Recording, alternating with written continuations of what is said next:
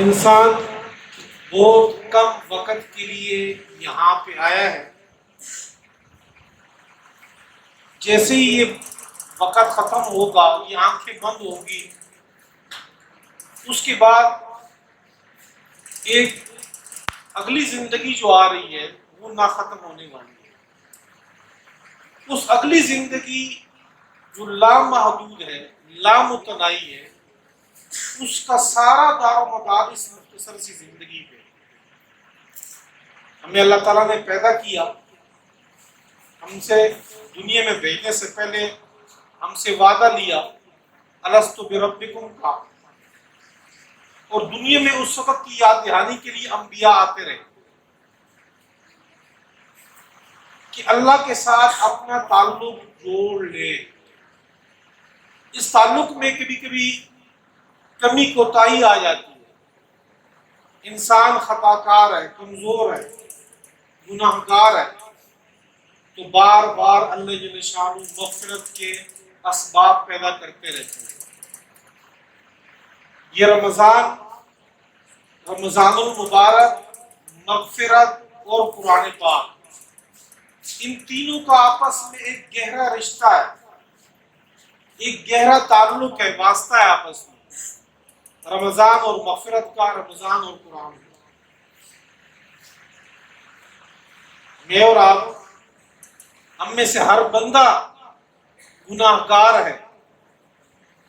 حدیث مبارکہ ہے کل بنی آدم خطاؤن، تمام بنی آدم خطا کار ہیں.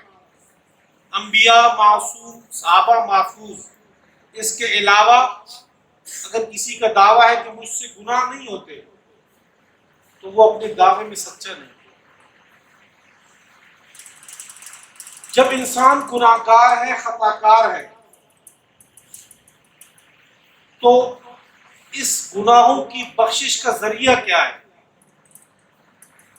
اس گناہوں کی بخشش کا ذریعہ انسان کی اپنے افعال پہ، اپنے اعمال پر ندامت ہے.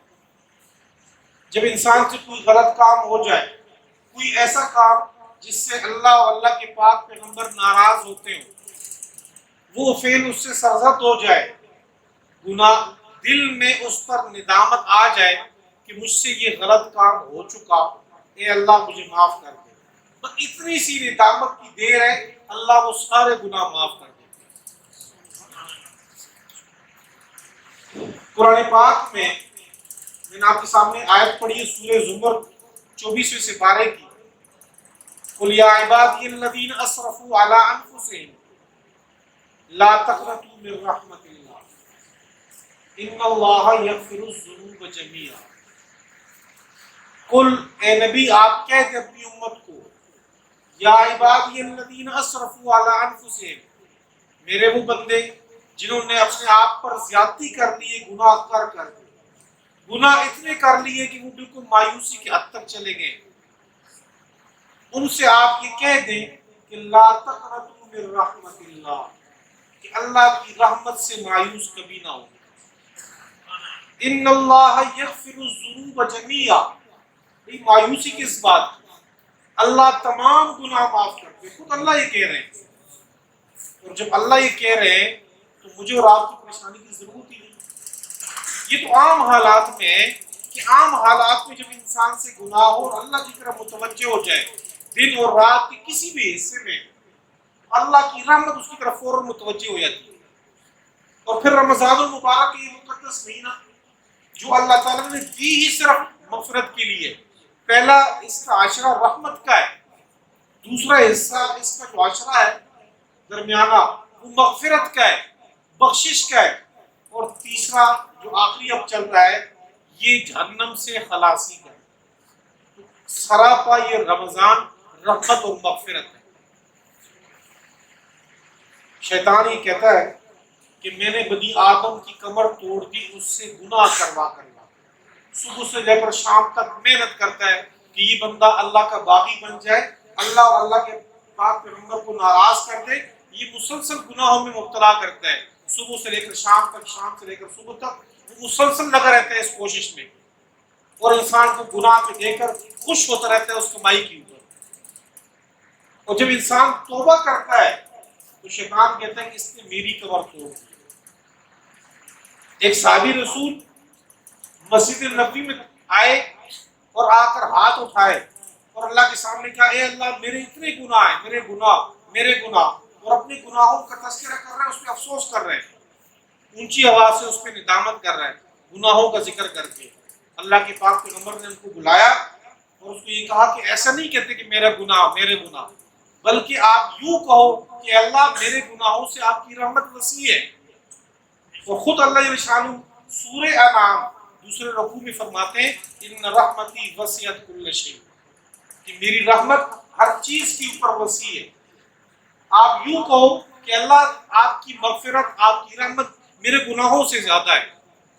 خود حدیث قدسی ہے، خود اللہ جل شانہ فرماتے ہیں کہ یبن آدم لو بلغت ذنوبک عنان السماء ثم استغفرتنی غفرت لک ولا ابالی۔ اے بنی آدم، اگر تیرے گناہ اتنے ہو جائیں کہ آسمان کے کناروں تک چھونے لگ جائیں وہ گناہ، اور اس کے بعد آپ ایک دفعہ توبہ کر لو، استغفار کر لو، غفرت لک ولا ابالی، میں معاف کر دوں گا سارے گناہ، مجھے پرواہ بھی نہیں ہے۔ ایک اور حدیث قدسی ہے، اے بنی آدم، مفہوم میں سنا رہا ہوں کہ اے بنی آدم، اگر آپ کے پاس اتنے گناہ ہو جائے کہ زمین و آسمان کا یہ خلا پر ہو جائے، بقراب الارض کا لفظ آئے کہ زمین سارے آپ کے گناہوں سے بھر جائے، پھر ایک بار آپ توبہ کر لو، غفرت لک ولا ابالی، میں آپ کو معاف کر دوں گا، مجھے پرواہ ہی نہیں ہے اس چیز کی۔ اور حدیث قدسی ہے کل بنی آدم خطاؤن وخیر الخطائین التوابون، تمام بنی آدم خطا کار ہیں اور بہترین خطا کار وہ ہیں جو اپنی ندامت کر کے اللہ کے پاس آ جائیں، یہ بہترین لوگ ہیں۔ اللہ کو اس پر وہ نہیں ہے کہ آپ گناہ گار کیوں ہو، اللہ کو اس پہ خفگی ہے کہ گناہ کرنے کے بعد آپ میرے پاس کیوں نہیں آتے۔ تو اللہ جل شانہ نے رمضان المبارک کے یہ مقدس مہینہ مجھے اور آپ کو دیا اس لیے کہ آؤ ایک دفعہ پھر اپنے رب کے ساتھ اپنی جو وہ تعلق جو کٹ گیا ہے گناہوں کی وجہ سے، وہ تعلق جو شیطان نے کمزور کر دیا ہے، وہ آؤ اس تعلق کو مضبوط کر۔ اور حدیث میں آتا ہے حضرت جبریل امین نے 3 بد دعائیں مانگی تھی اور ان بد دعاؤں کے اوپر آپ صلی اللہ علیہ وسلم نے آمین کہی۔ آپ دیکھ سکتے ہیں کہ وہ بد دعا کتنی خطرناک ہوگی کہ مانگنے والے جبریل امین ہو اور آمین کہنے والے اس پر آپ صلی اللہ علیہ وسلم کی ذات ہو۔ ان 3 بد دعاؤں میں سے ایک بد دعا یہ بھی تھی کہ جبریل امین نے کہا کہ ہلاک ہو جائے وہ شخص جس کی زندگی میں رمضان المبارک کا مہینہ آیا اور اس نے اپنی بخشش اور اپنی مغفرت اپنے رب سے نہ کروا سکے۔ تو حضرت آپ صلی اللہ علیہ وسلم نے اس پہ فرمایا آمین۔ اس کا مطلب یہ ہوا کہ رمضان المبارک میں ویسے ہی عام حالات میں بھی رمضان المبارک کے علاوہ بھی اللہ کی بخشش بہت زیادہ، اللہ کی رحمت زیادہ ہے، لیکن رمضان المبارک میں تو یہ موسلادھار بارش ہے۔ اب اگر کوئی اس میں نہ بھیگے تو اس کی اپنی کمزوری ہے، اپنی اس میں خطائیں ہیں، اس کی ہلاکت میں واقعی کوئی شبہ نہیں۔ اس کے ساتھ ساتھ توبہ، اس سے سارے گناہ معاف ہوتے ہیں، لیکن یہ ذہن میں رہے کہ جو انسان کے جو اعمال ہیں، فرائض اس کے ذمے ہیں، وہ اس سے معاف نہیں ہوتے، وہ اس نے کرنے۔ مثال کے طور پر اگر کسی سے سابقہ سالوں میں زکوٰۃ رہ گئی ہے تو وہ توبہ کر لے تو تاخیر کا گناہ معاف ہے، اب وہ ادا کر دے تو کوئی مسئلہ نہیں۔ سابقہ دنوں میں اس سے نماز قضا ہو گئی، کوئی مسئلہ نہیں، توبہ کر لی، وہ سارا تاخیر کا گناہ معاف ہے، لیکن اس نے وہ دوبارہ وہ ادا کرنے ہیں، وہ قضا اس کے ذمہ لازم ہے۔ اس کے علاوہ اگر اس نے حقوق العباد کے ساتھ کوئی مسئلہ ہے، لوگوں کے ساتھ اس نے کوئی حقوق دینے ہیں، تو صرف توبہ سے کام نہیں ہوگا، وہ اس نے وہ حقوق ادا کرنے جو اس کے ذمہ لازم ہے۔ باقی رہی بات کہ ہمارے ذہن میں ہوتا ہے کہ جی میں توبہ کروں تو پھر گناہ کرنا ہے۔ شیطان انسان کو یہ وسوسہ ڈالتا ہے کہ آپ نے جو پھر یہ گناہ کرنا، توبہ کس کام کی؟ حدیث مبارکہ ہے، اس کا مفہوم ہے کہ اگر انسان کی ایک دن میں توبہ 70 مرتبہ ٹوٹے تو اللہ کو پرواہ نہیں اس سے۔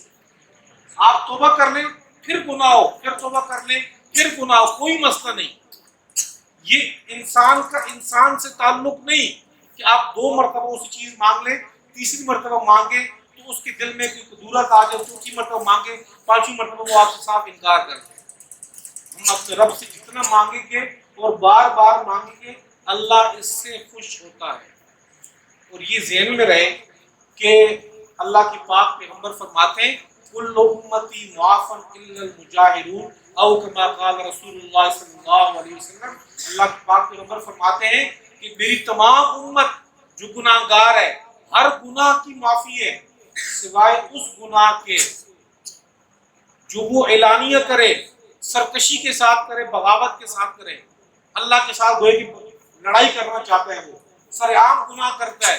تو اگر ایسا گناہ ہے تو اس کی توبہ بھی سر عام ہو۔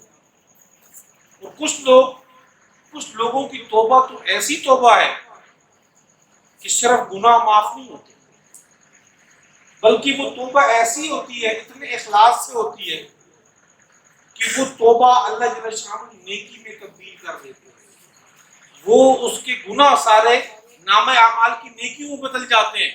انسان چوری کر رہا ہے، نام اعمال میں توبہ کرنے کے بعد وہ ایک نیکی لکھی گئی۔ اس نے جو بھی غلط کاریاں کی ہیں سارے نام اعمال میں فاولئک یبدل اللہ سیئاتہم حسنات، اس کی وہ برائیاں نیکیوں میں بدل گئی۔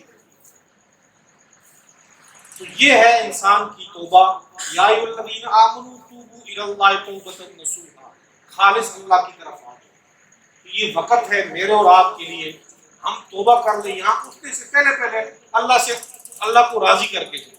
اور توبہ کرنے کے لیے کوئی خاص عمل کرنے کی ضرورت نہیں۔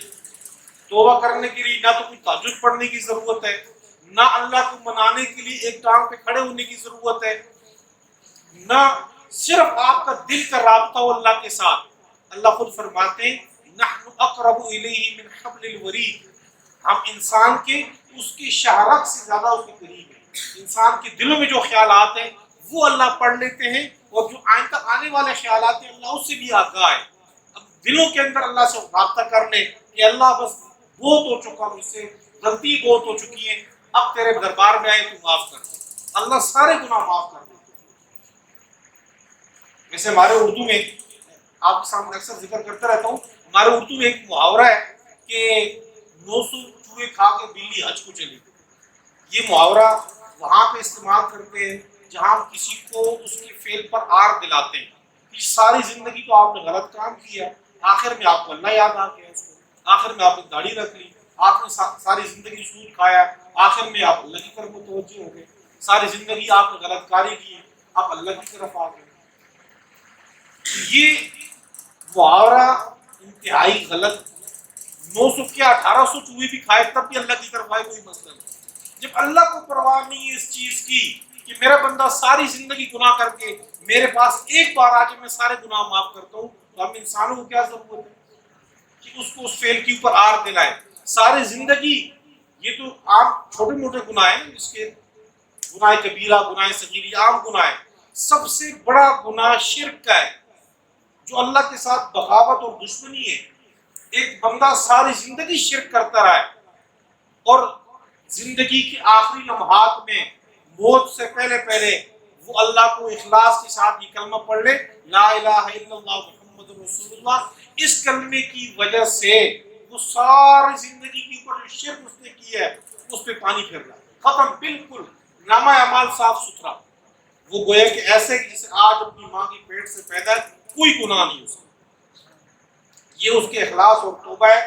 یہ وہ توبہ ہے جو شرک کو بھی ہٹا دیتی ہے۔ یہ تو عام گناہ تو کسی کام کے لیے کہ بندہ یہ نہ ہٹ سکے۔ تو اللہ کی طرف متوجہ ہونا ہے، خصوصاً اس وقت جو حالات چل رہے ہیں ملکی لیول پہ، ہمارے بین الاقوامی لیول کے اوپر، یہ حالات اللہ کی طرف سے اس لیے آتے ہیں۔ آپ دیکھیں کہ مکہ مکرمہ بند ہے، مدینہ منورہ بند ہے، وہاں کی زیارتیں بند ہیں، وہاں کا طواف بند ہے خانہ کعبے کا، تو یہ اللہ تعالیٰ اس امت کو دوبارہ جھنجھوڑ رہے ہیں کہ آؤ میری طرف. یہ صرف آزمائش ہے انسان کی، یہ اس لیے کہ اللہ اپنی طرف انسان کو متوجہ کرتا ہے. اور پھر ان حالات میں اللہ جل شانہ جب رمضان المبارک کا مہینہ دیا تو یہ اللہ کی اور رحمت اور کرم ہے کہ میں تو ویسے ہی آپ کی طرف متوجہ ہوں تو میری رحمت، لیکن یہ رمضان المبارک اور آپ کی زیادہ قریب ہوں. آپ ایک بار پوچھیں، آنسو تو بہاؤ میرے سامنے، ایک بار ہاتھ تو اٹھاؤ اپنے گناہوں کی، پھر کوئی بات نہیں، دوبارہ گناہ ہوتے رہے، لیکن ایک بار توبہ کر لیں، دوبارہ گناہ ہو تو پھر توبہ کر لیں، اگلی بار گناہ ہو تو پھر توبہ کر لیں، کوئی مسئلہ نہیں. اللہ انسان سے جلد راضی ہوگا. اور سورہ تبارک الذی، اللہ کے سامنے میں عرض یہ تھا کہ اللہ جل شانہ فرماتے ہیں خلق الموت والحیات لیبلوکم ایکم احسن عملا. اللہ نے موت و حیات کا سلسلہ اس لیے رکھا ہے تاکہ اللہ تمہیں آزمائے. لیبلوکم ایکم احسن عملا، تم میں سے سب سے سوڑا عمل، سب سے ستھرا عمل، سب سے بہترین عمل کون کر کے آئے گا میرے دربار میں. یہ نہیں فرمایا میرے پاس اعمال نامے کی پوری بوری بھر کے کون لائے گا. اللہ تعالیٰ کو زیادہ اعمال کی کثرت نہیں، اعمال ستھرا ہو اگرچہ تھوڑا ہو. حدیث مبارکہ ہے ان احب الاعمال الی اللہ تعالی ادومها وان قل. ایسا عمل جو خالص اللہ کے لیے کیا جائے اور وہ دائمی ہو، اللہ کو تھوڑا ہی کیوں نہ ہو، اللہ کو وہ زیادہ پسند ہے. اللہ کو عمل ستھرا پسند ہے، اعمال کی کثرت یہ پسند نہیں کہ آپ بہت زیادہ جو ہے استغفار کرو، بہت زیادہ آپ جو ہے وہ تسبیحات پڑھو، بہت زیادہ نمازیں پڑھو، اس سے گناہ کے چل رہے ہو. نہیں، تھوڑا عمل ہو لیکن ستھرا عمل ہو. حدیث مبارکہ میں ایسے بہت بے شمار واقعات آتے ہیں. ایک عورت ساری زندگی کی بدکارہ ہے، ساری زندگی گناہوں میں گزر گئی ہے، اور زندگی کے ایک وقت میں اس نے دیکھا کہ ایک کتا ہے اور اس کو پیاس لگی ہے، کنویں سے اس کو پانی پلایا اس عورت نے. اللہ جل شانہ نے، حدیث کے الفاظ ہیں یہ، اللہ جل شانہ نے اس عورت کی مغفرت صرف اسی فعل پہ کر دی. ایک فعل ستھرا سا، یہی کافی ہے انسان کو. میں نے آپ کے سامنے تفسیر میں ہم نے پڑھا تھا 5ویں سپارے کی آیت ہے وَمَن يَقْتُلْ مُؤْمِنًا مُتَعَمِّدًا فَجَزَاؤُهُ جَهَنَّمُ خَالِدًا فِيهَا. جس نے ایک بندے کو قتل کیا، اس نے گویا کہ فَكَأَنَّمَا قَتَلَ النَّاسَ جَمِيعًا، اس نے تمام انسانیت کو قتل کیا. ایک قتل کا گناہ اتنا زیادہ ہے، اللہ فرماتے ہیں فَجَزَاؤُهُ جَهَنَّمُ خَالِدًا فِيهَا، ایک قتل کے بدلے میں وہ ہمیشہ جہنم میں رہے گا. اتنے سخت سزا سورہ نساء 5ویں سپارے میں اللہ نے ذکر کی ہے. بنی اسرائیل کے ایک بندے کا واقعہ آتا ہے کہ اس بندے نے 99 قتل کیے تھے. 99 قتل کرنے کے بعد وہ ایک بندے کے پاس آئے، عالم کے پاس، اور اس سے پوچھا، ایک ظاہر تھا عبادت گزار، کہ میں نے 99 قتل کیے، کیا میری بخشش ہوگی؟ اتنے پر زیادہ گناہ. تو اس نے آگے سے کہا کہ آپ کی بخشش تو مشکل ہے، اتنے زیادہ گناہ کر کے آئے ہو تو ناممکن. اس نے یہ کہا کہ 99 تو پہلے کر چکا ہوں، چلو اس اگلے کے بھی قتل کر. اس نے اگر 100 بھی پورا کر دیا ہوتے اس کو مارنے کے بعد پھر اسی فکر میں کہ کیا میرے گناہ معاف ہوں گے، اور اس فکر میں کسی اور بندے کے پاس جاتا ہے. وہ اس سے کہتا ہے کہ مسئلہ مجھے معلوم نہیں، فلاں بستی میں ایک بندہ ہے، اس کے پاس چلے جاؤ، وہ آپ کو مسئلہ بتا دے گا کہ آپ کی بخشش ہو سکتی ہے کہ نہیں ہو سکتی. وہ اسی تڑپ میں وہاں سے جا رہا ہے، ابھی وہاں پہنچا نہیں، لیکن دل میں وہ تڑپ، وہ ندامت لے کر جا رہا ہے، راستے میں موت ہو گئی. اسی مبارکہ میں واقع آتے ہیں بہت تفصیل سے. آخر میں یہ فیصلہ ہوتا ہے کہ اللہ جل شانہ اس کو بخشش کر دیتے ہیں اس کی اس تڑپ کو دیکھ کر. اللہ تعالیٰ تو وہ ذات ہے جو کسی کے 100 قتل معاف کر دے، کسی کی ساری زندگی کے گناہ معاف کر دے ایک چھوٹے سے فعل کی. حضرت معاذ رضی اللہ تعالیٰ عنہ صحابی رسول ہے، ایک مرتبہ آپ صلی اللہ علیہ وسلم کے پاس آئے اور یہ کہا کہ مجھ سے گناہ ہو گیا، مجھے پاک کر دیجیے. بالآخر ان کو رجم کا فیصلہ ہوا، ان کو رجم کیا گیا. کسی نے بعد میں ان کے اس کے اوپر آپس میں صحابہ بیٹھے ہوئے تھے، کسی نے کہا کہ اس سے یہ غلط کام ہو گیا تھا، آپ صلی اللہ علیہ وسلم نے اس پہ ناگواری کا اظہار کیا اور یہ کہا کہ تمہیں کیا پتا کہ اگر اس کی توبہ پورے مدینے والوں کے لیے، پورے اس علاقے والے پہ تقسیم کر دی جائے، اس نے اتنی خالص توبہ کی ہے کہ وہ ہر بندے کے لیے کافی ہو جائے۔ اللہ جل شانہ کے دربار میں یہ نہیں کہ یہ بندہ چھوٹا ہے، یہ بڑا ہے، یہ اعلیٰ ہے، یہ پرانا گنہگار ہے، نیا گنہگار، اس کا گناہ بڑا ہے، اس کا زیادہ ہے۔ اللہ کی ذات بڑی، اس کی رحمت بڑی، ہمارے گناہ سب چھوٹے ہیں اس کے مقابلے میں، تو اللہ کو راضی کرنا ہے۔ پھر رمضان المبارک، دوسرا میں نے آپ کے سامنے کہا تھا کہ رمضان المبارک کے یہ آخری عشرہ ہے، اس میں اعتکاف، لیلۃ القدر اور صدقہ فطر، اس میں تین احکام اور تین مسائل چلتے ہیں۔ صدقہ فطر یہ اس لیے بھی ہے کہ عید کی خوشی میں اوروں کو شریک کریں۔ صدقہ فطر کا ایک وجہ اور بھی ہے کہ رمضان المبارک میں ہمارے روزوں میں جو کمی کوتاہی ہو گئی ہے، تو اللہ جل شانہ اس کمی کوتاہیوں کو پورا کرے۔ رمضان المبارک کا جو قرآن پاک کے ساتھ ربط ہے، واسطہ ہے، خود اللہ جل شانہ دوسرے بارے میں کہتے ہیں شہر رمضان الذی انزل فیہ القرآن ھدی للناس وبینات من الہدی والفرقان۔ اللہ جل شانہ نے رمضان المبارک میں اس قرآن پاک کو نازل کیا۔ آج جو تلاوت ہوئی سورہ قدر کی 30ویں پارے میں، اللہ جل شانہ فرماتا ہے انا انزلناہ فی لیلۃ القدر، رمضان المبارک کے اس خاص رات میں قرآن پاک کو لوح محفوظ سے آسمانی دنیا کی طرف نازل کیا گیا، اور وہاں سے پھر نیچے زمین پہ وقتاً فوقتاً ضرورت کے مطابق، حالات کے مطابق 23 سال میں ہوتا ہے۔ تو یہ رمضان المبارک کا قرآن پاک کے ساتھ اس طرح ربط ہے، واسطہ ہے۔ ہر سال رمضان المبارک میں آپ صلی اللہ علیہ وسلم حضرت جبریل امین کو قرآن پاک سناتے۔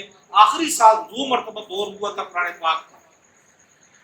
قرآن پاک اللہ کی وہ عظیم کتاب، اتنی بہترین سورہ طہ، روایات میں آتا ہے کہ جب اللہ جل شانہ نے خود زمین و آسمان کی پیدا کرنے سے پہلے سورہ طہ کی تلاوت کی، تو فرشتوں نے کہا کہ کتنی بہترین ہوں گے وہ لوگ جن کے اوپر یہ قرآن پاک کی صورتیں اتریں گی۔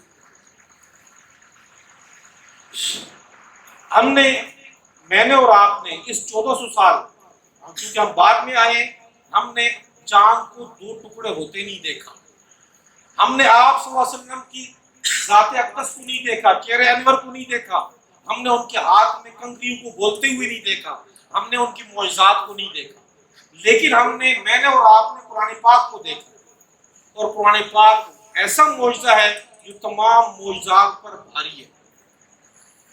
یہ آپ صلی اللہ علیہ وسلم کا وہ معجزہ جو قیامت تک کے لیے اور ہر ایک کے لیے، اور اللہ جل شانہ کا چیلنج ہے اس کے لیے۔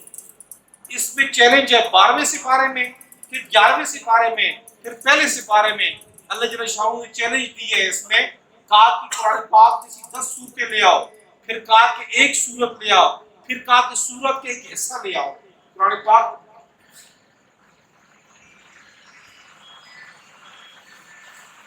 تو قرآن پاک اللہ کی پاک پیغمبر کا یہ ایک معجزہ ہے۔ آپ دیکھیں کئی مرتبہ آپ کے سامنے ذکر بھی کیا اس چیز کو، لوگ کتابیں لکھتے رہتے ہیں، کتابیں چھپتی رہتی ہیں، آتی رہتی ہیں، اس میں عروج بھی ہوتا ہے، زوال بھی ہوتا ہے، کتابیں بہت آئی ہیں، بڑی چھائی ہوئی ہیں پوری دنیا پہ، لیکن اس کا فائدہ کسی خاص وقت کے لیے، کسی خاص وقت کے بعد اس کتاب کو دوبارہ دیکھا جائے تو کہ یہ پرانی ہو گئی ہے، اس کی معلومات پرانی ہیں، اس کے مسائل پرانے ہیں، یہ اب ہمارے مسائل کے حل کے لیے کافی نہیں ہے۔ آج سے 100 سال پہلے انجینئرنگ کی جو کتابیں تھیں، اب وہ ردی کی ٹوکری میں پھینک دیتے کہ نہیں جی 100 سال پرانی چھوڑ دیں، 10 سال پرانی جو کتابیں لوگ نہیں پڑھنا پسند کرتے کہ نہیں، اب جدید دنیا جدت اختیار کرتی جا رہی ہے، اب وہ کتابیں کام کی نہیں۔ اور کبھی ایسا ہوتا ہے کوئی بندہ کتاب لکھتا ہے کسی خاص خطے کے لیے ہوتی ہے، دوسرے خطے کے لوگوں کو نہ زبان کا پتہ ہوتا ہے اور نہ اس کو فائدہ ہوتا ہے۔ اگر ڈاکٹر کی کتاب کوئی کسان والا پڑھ لے تو اس کو فائدہ نہیں، انجینئر پڑھ لے اس کو فائدہ کوئی نہیں۔ اور بعض کتابیں ہوتی ہیں کسی خاص ایک لیول کے لوگوں کی ہوتی ہیں، 20 سال کے بندے کے لیے ہوتی ہیں، کبھی وہ 5 سال کے بچے کی ہوتی ہیں، 10 سال کے لیے ہوتی ہیں، 50 سال کے لیے ہوتی ہیں، کسی اور آگے پیچھے کا بندہ پڑھے گا اس کو فائدہ کوئی نہیں۔ لیکن قرآن پاک واحد وہ کتاب ہے کہ 1400 سال سے اب تک نہایت آب و تاب کے ساتھ اسی طرح موجود ہے۔ جو اس کا فائدہ 1400 سال پہلے تھا آج بھی اسی طرح ہے۔ ایک ڈاکٹر اس سے اتنا ہی فائدہ حاصل کر سکتا ہے جتنا ایک کسان گندم بونے والا، زمین کی گوڈی کرنے والا وہاں کھیت میں بیٹھ کر سے فائدہ حاصل کرتا ہے۔ ایک انجینئر بھی اس سے اتنا ہی فائدہ اٹھاتا ہے جتنا کہ ایک پائلٹ اس سے اٹھاتا ہے۔ 10 سال کے بچہ بھی اس کے اوپر اتنی رحمتیں ہوتی ہیں، اس سے فائدہ اٹھاتا ہے، 80 سال کا بوڑھا بھی اس سے اٹھاتا ہے۔ یہاں ہم بیٹھ کے پاکستان میں، ایشیا میں بیٹھ کے اس سے اتنا فائدہ اٹھاتے ہیں جتنا کوئی بندہ مکہ میں بیٹھ کے اس سے فائدہ اٹھاتا ہے۔ تو یہ رہتی دنیا تک کے لیے آپ صلی اللہ علیہ وسلم کا ایک بہترین معجزہ ہمارے سامنے ہے۔ قرآن پاک جس نبی پر اترا، اس نبی قرآن پاک جس کے ساتھ لگا، قرآن پاک نے اس کو اونچا کیا، بلند کیا۔ اس کو جو فرشتہ آیا تو اس کو فرشتوں کا سب سے سربراہ جبریل امین بڑا قرار دیا گیا۔ جس نبی پہ آیا سب سے آخر میں نبی آئے، قرآن پاک اترا، سینے سے لگا، وہی آئی، اس کو امام الانبیاء بنا دیا۔ جو حافظ صاحب اس کو سینے میں محفوظ کر لے تو وہ قرآن پاک اس کو پیچھے رہنے دیتا، اس کو آگے بڑھاتا ہے۔ ہم لوگوں نے عبداللہ صاحب کے پیچھے تراویح پڑھی ہے، آپ قاری جمال صاحب کے پیچھے ہم اس کو نمازیں پڑھتے ہیں، قاری نبی صاحب کے پیچھے پڑھتے ہیں، مولانا جابر صاحب کے پیچھے پڑھتے ہیں۔ قرآن پاک ان کے سینوں میں ہے تب ہم ان کے پیچھے کھڑے ہوتے ہیں۔ قرآن پاک جس سینے میں آ جائے تو اس کو وہ آگے بڑھاتا ہے، اس کو عزت دیتا ہے۔ خود اللہ کے نبی فرماتے ہیں ان اللہ تعالی یرفع به اقواما ویضع به آخرین۔ اسی قرآن پاک کی وجہ سے اللہ تعالیٰ کتنی ہی اقوام کو زمین کے اوپر اللہ تعالیٰ اس کو درجات دیتے ہیں، بلند کرتے ہیں۔ وَيَضَعُ بِهِ آخَرِينَ، کتنی اقوام کو اللہ تعالیٰ ذلت کی پستی میں ڈال دیتے ہیں۔ اور خود قرآن پاک کا سورہ نور میں 18ویں سپارے میں اللہ فرماتے ہیں وَعَدَ اللَّهُ الَّذِينَ آمَنُوا وَعَمِلُوا الصَّالِحَاتِ مِنكُمْ لَيَسْتَخْلِفَنَّهُمْ فِي الْأَرْضِ۔ اگر تم لوگوں نے قرآن پاک کے مطابق اس کے قوانین پر عمل کیا تو لَيَسْتَخْلِفَنَّهُمْ فِي الْأَرْضِ، زمین کی خلافت، بادشاہت، حکومت، مملکت پوری تمہیں دوں گا۔ اور جب تک ہماری امت نے، ہماری لوگوں نے قرآن پاک کو سینے سے چمٹائے رکھا، اس پر عمل کیے رکھا، قرآن پاک نے ان کو بلند کیا۔ آج ہم پورے روئے زمین میں مار کھا رہے ہیں، اس کی وجہ یہ ہے جو علامہ اقبال نے بیان کی کہ آج ہم ذلیل و خوار ہیں تارک قرآن۔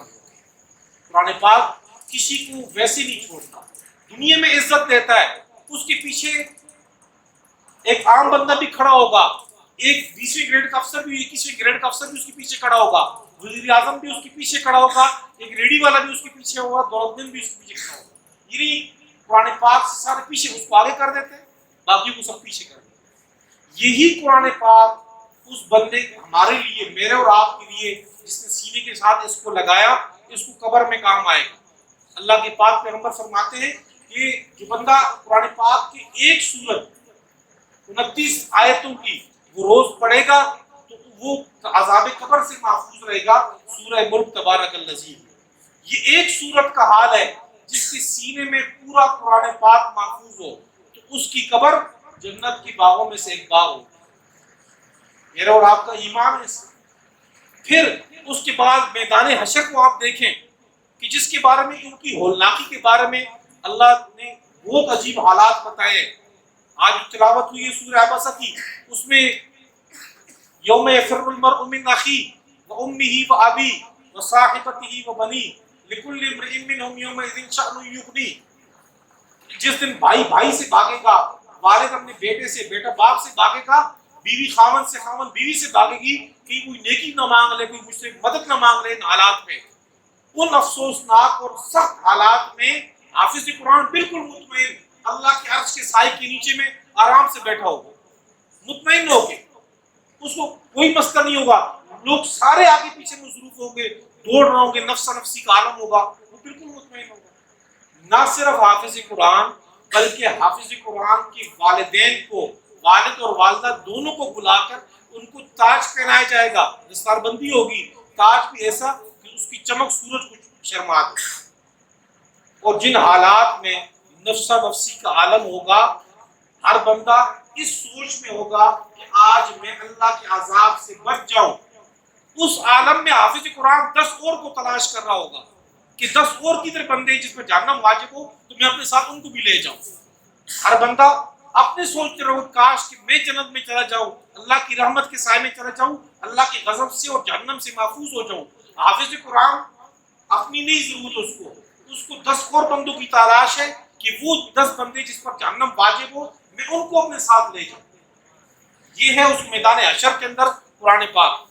और जब जन्नत का दरवाजा खुलेगा हाफिज कुरान के लिए तो फरिश्ते उससे कहेंगे जन्नत के दर्जात पे आप चढ़ते जाओ, इधर कुरान पाक की तिलावत शुरू करो, अल्हम्दु से लेकर अलिफ लाम मीम यहाँ से इब्तिदा होगी उसकी, और फिर वन्नास तक जब आप एक आयत पढ़ो एक दर्जा बुलंद होता जाएगा, जहां वन्नास कुरान पाक खत्म होगा वही आपका मकाम। तो कुरान पाक बंदे को दुनिया से लेकर आखिरत तक जन्नत तक हाथ पकड़ के लेके जाता है। हदीस में आता है कि एक ऐसे झगड़ालू है जिसका झगड़ा तस्लीम किया गया है, ऐसा सफारशी है जिसकी सिफारिश तस्लीम की है। और सिफारिश फिर उस बंदे के हक में कि अल्लाह इस बंदे को, इसने मुझे पढ़ा, मेरे कहे पर अमल किया, अल्लाह इसको अगर आपने जहन्नम में भेजे तो मुझे भी साथ ले जाए। ये अल्लाह की सिफ्त है, अल्लाह उसको फिर लाजमी जन्नत की तरफ लेके जाएंगे। और यकीन मानिए कि जिस लोगों ने कुरान पाक पर अमल नहीं किया, उसको छोड़ दिया, तो फिर कुरान पाक का झगड़ा भी हमारे हक में इतना सख्त होगा। 19 सिपारे की आयत है, वक़ाल रसूल या रब्बी इन्न कौमी इत्तखज़ू हाज़ल कुरआन महजूरा। ज़हन के मुताबिक इसमें कुरान पाक का निकाला कि भी कुरान पाक की जो मकासद है, मज़ामीन है, उस एतबार से इसका खुलासा कुछ और अपने ज़हन से निकाला है। उलमा फरमाते हैं कुरान पाक के 4 हिस्से हैं। पहला हिस्सा अल्हम्दुलिल्लाह रब्बिल आलमीन शुरू से शुरू होकर 7वें सिपारे सूरह अनाम तक है, और 7वें सिपारे सूरह अनाम में फिर अल्हम्दुलिल्लाह से दूसरे हिस्से की इब्तिदा होती है, और दूसरा हिस्सा जाके सूरह कहफ तक है। 15वें सिपारे में 15वें सिपारे में सूरह कहफ की इब्तिदा फिर अल्हम्दुलिल्लाह से होती है, और वहां से लेकर सूरह सबा या सूरह फातिर 22वें सिपारे तक है। सूरह सबा सूरह फातिर दोनों अल्हम्दुलिल्लाह से शुरू होती है, और यहाँ से लेकर आखिर तक 4 हिस्से हैं। हर हिस्सा अल्हम्दुलिल्लाह के साथ शुरू होता है। पहले हिस्से में अल्लाह जल्ल शानु खालिकियत का बयान करते हैं कि मैं सारी कायनात का खालिक हूँ, हर चीज को मैंने पैदा किया है, बड़ी से बड़ी चीज, छोटी से छोटी चीज ये अल्लाह ताला ने पैदा की है। दूसरे हिस्से में अल्लाह फरमाते हैं कि ना सिर्फ वो खालिक है बल्कि मालिक भी वही है, सिर्फ पैदा नहीं किया बल्कि पैदा करने के बाद मिल्कियत भी सबकी उसी के पास है। तीसरे हिस्से में अल्लाह जल्ल शानु ने जिक्र किया, उसका खुलासा ये है कि अल्लाह के सामने कोई जबरदस्ती शिफात नहीं कर सकता, कोई जबरदस्ती किसी को छुड़ा नहीं सकता अल्लाह से। अल्लाह अगर किसी को पकड़ना चाहे तो कोई उससे छुड़ा नहीं सकता। और आखिरी हिस्से में अल्लाह जल्ल शानु फरमाते हैं इसकी रबूबियत के अल्लाह जल्ल शानु पालने वाला, वो भी इस कायनात में अल्लाह ही है, इंसानों को पालने वाला, सारी चीजों को पालने वाले की अल्लाह की जात है। और ना सिर्फ दुनिया के अंदर बल्कि आखिरत के अंदर भी मिल्कियत खालिस अल्लाह की है। तो ये पूरे कुरान पाक का खुलासा है। कुछ और भी है, बाद हज़रात कहते हैं कि कुरान पाक अगर मज़ामीन के एतबार से देखा जाए तो इसमें तौहीद है, रिसालत है, क़यामत है, अहकाम है, मानने वालों के हालात है और ना मानने वालों के हालात है। कुरान पाक के जिस आयत पे आप हाथ रखें, जिस रुकू को आप उठा के देखें, उन 6 में से कुछ ना कुछ वहां पाया जा रहा है। या उसमें तौहीद है, या उसमें रिसालत का जिक्र है, या उसमें अहकाम है, या क़यामत का जिक्र है, या मानने वालों के हालात है, जिन्होंने अल्लाह के पाक पैगंबर की अंबिया की बात मानी उनका क्या हशर हुआ, और जिन्होंने नहीं मानी उनका क्या हशर हुआ। अल्लाह से दुआ है कि इस अमल करने की तौफीक अता फरमाए। बाखिर दावाना